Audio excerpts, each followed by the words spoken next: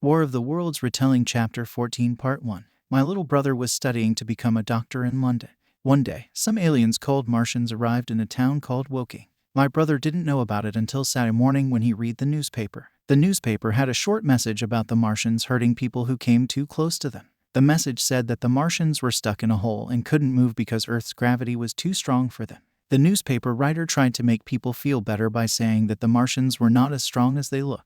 My brother went to a biology class that day, and everyone was interested in the news about the Martians. But outside, the streets seemed normal. The newspapers in the afternoon only had a little bit of news, like where the soldiers were moving, and that some trees were burning between two towns. At 8 o'clock, the St.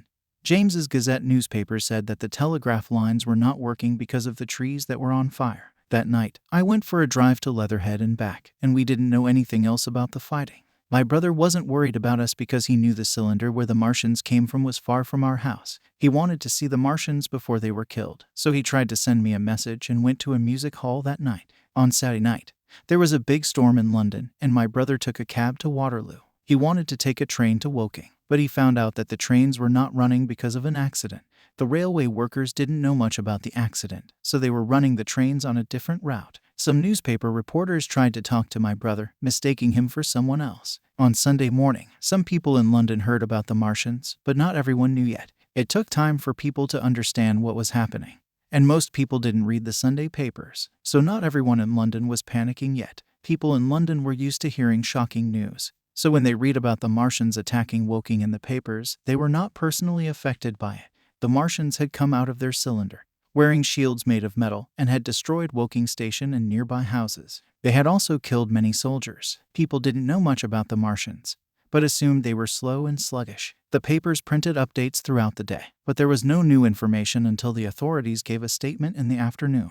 The statement said that people were fleeing towards London from the affected areas, but that was all that was known. In the morning, my brother went to church at the Foundling Hospital without knowing anything about what happened the night before. During the service, there were mentions of the invasion and a special prayer for peace. When he left, he bought a newspaper called The Referee and got worried after reading the news about the invasion. He went to Waterloo Station to check if the communication was restored. He noticed that people seemed to be unaffected by the news about the invasion, and they were still going about their daily routines. At the station, he found out that the Windsor and Chertsey lines were now interrupted.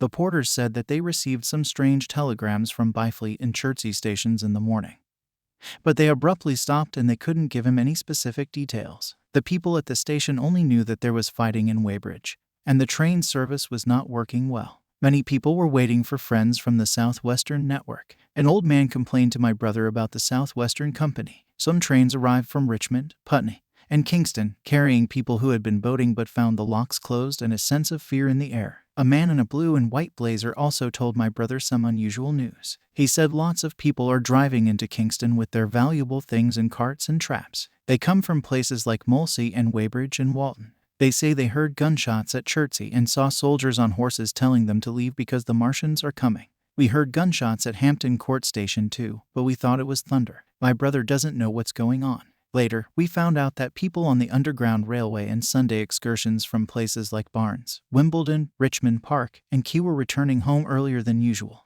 but no one knew anything specific. Everyone at the train station seemed to be in a bad mood. At around 5 o'clock, a large group of people at the train station got very excited because they saw a rare opening between two train stations and some big trucks carrying guns and soldiers. These guns were brought to protect Kingston from harm. People exchanged jokes and insults. Then, some police officers came to clear the station, so my brother left and went back outside. The church bells were ringing for an evening church service. A group of women from the Salvation Army were singing and walking down Waterloo Road. Some people were standing on a bridge watching some strange brown stuff floating in the river. The sun was setting and the sky was very peaceful and beautiful. Some people were talking about a dead body floating in the river. One man told my brother he had seen a signal from far away. In Wellington Street, my brother met some rough guys who had just come from Fleet Street with fresh newspapers and big signs.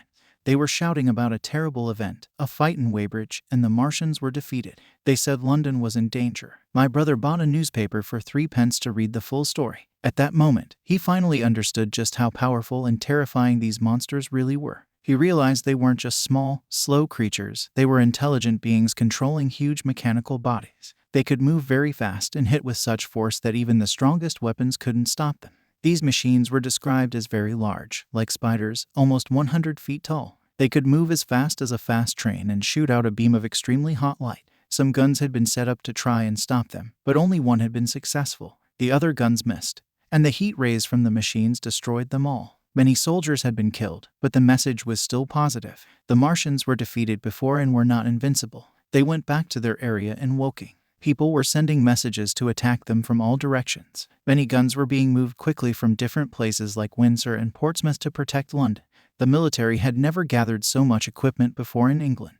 They hoped to destroy any new Martians that came with explosives that they were making fast. The situation was very serious, but people were being told not to panic. There were only about 20 Martians against millions of humans. The people in charge believed that each cylinder could only hold up to 5 things. And since one had already been taken care of, there were likely only 14 left. The authorities were working hard to protect the people living in the threatened areas. They reassured everyone that they were capable of handling the situation and that London was safe. This message was printed on a fresh piece of paper in big letters without any comments. It was interesting to see how everything else in the paper had been removed to make room for this important message.